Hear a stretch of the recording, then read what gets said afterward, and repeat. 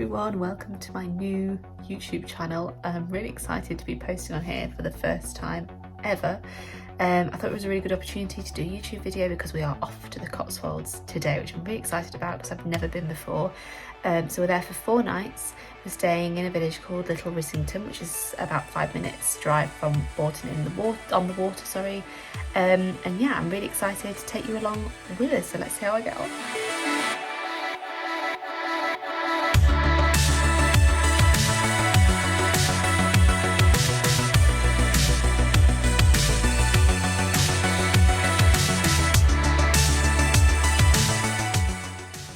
So it took us just under 2 hours to get to the Cotswolds from Nottingham, and as soon as we arrived the weather was absolutely stunning, so we headed straight out. This is about 5 minutes from the cottage where we stayed. There's lots of lovely walks around here that you can go on. In fact, it's about 30 minutes walk to Bourton-on-the-Water, which is just down the hill, and lots of doggy paddle spots which Murph really enjoyed.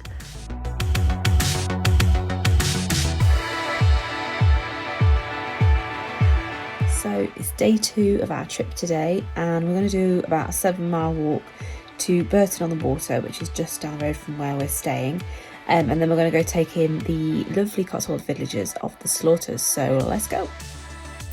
On our first day we decided to head out and explore the local villages and soak up all the Cotswolds beauty.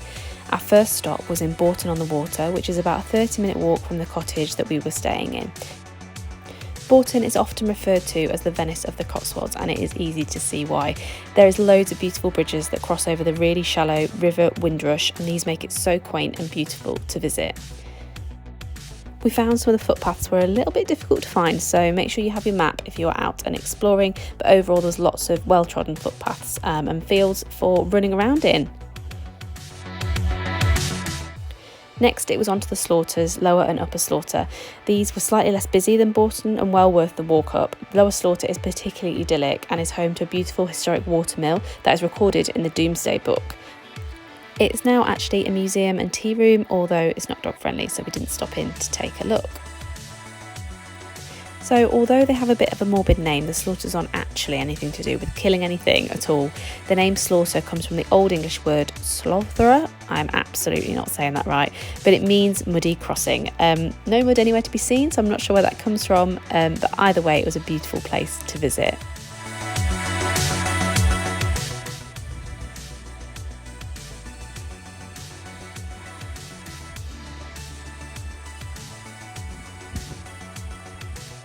And like I say, lots of off-lead field running for Murphy, which he loved.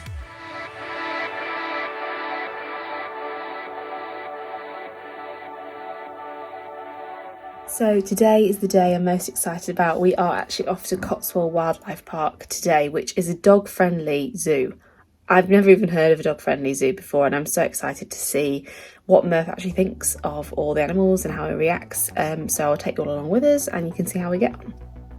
So this was one of my favourite days. Cotswold Wildlife Park is one of the only dog-friendly zoos in the UK, and we could pretty much visit all the exhibits with Murph apart from those inside, like the reptile house. It cost us £17 per person entry, and dogs are free, which I thought was actually a very reasonable price. We were there for around 2 hours, and we actually could have spent longer looking around some of the exhibits. Compared to some zoos I've been to, they also had a really wide range of different animals, and the windows etc. at perfect level for Murph to look into and experience it all too.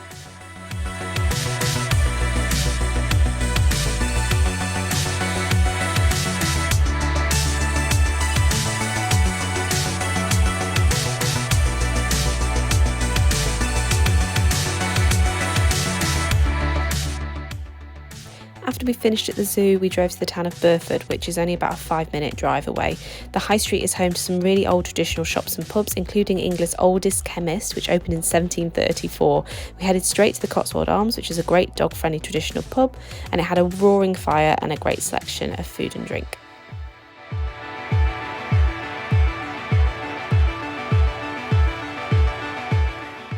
I think the zoo wore us all out.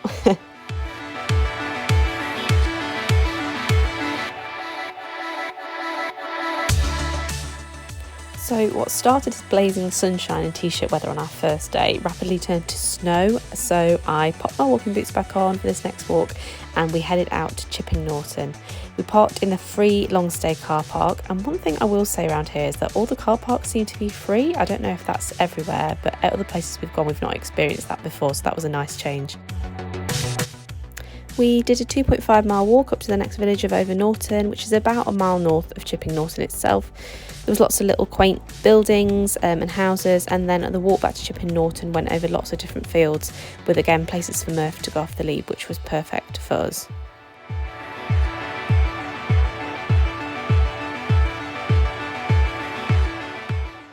And on the way back we decided to stop off at Diddley Squat Farm Shop. Clarkson's farm fans, you'll know what this is. For those of you that don't, this is Jeremy Clarkson's farm shop. It's only about a 5-minute drive from Chipping Norton, and we are fans of the show, so for us it was a must visit. I mean, it is a glorified farm shop, but it was great to visit all the same. Out the back there's also a little food truck. I think this would actually be a really nice place to stop on a summer's day. The piece de resistance, I was particularly impressed by this milk machine. Can you tell that I live in a city? Look at that face. Although this glass bottle cost me a small fortune, I probably need to remortgage the house. The milk itself was only £1.20 for a litre, which I didn't think was bad.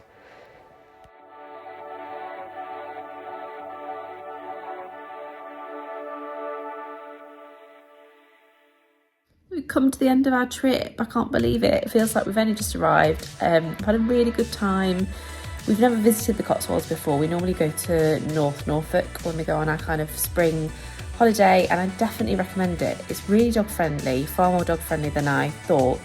And we've done lots of things that we wouldn't normally do that's not just walking, like the wildlife park and Clarkson's farm, the Diddley Squat farm shop, exploring some of the towns and villages here.